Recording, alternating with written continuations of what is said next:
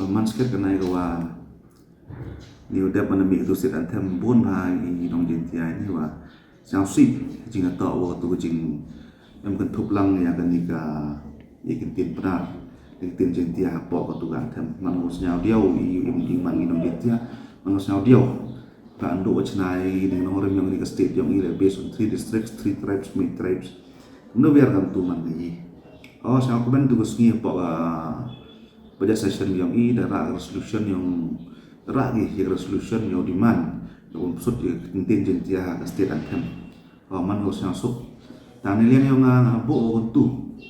ikan ni MLA yang mana region ya pun kabinet gila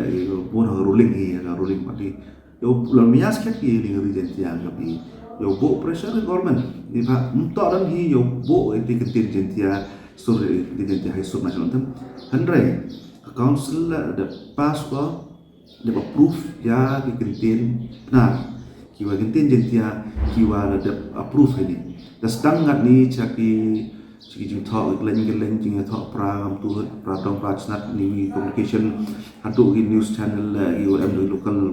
news channel. Das tang familiarize wa kini kentin wordings apa YouTube ada bon guru hikaya katu kentin jentia ki pronunciation das tang. Vậy gần ní là đập qua cái style ngã bộ nó gọi em sketch như thế còn xem dùng mà ya rồi thì tàu cũng xuất cái ca cái này cần tiền trên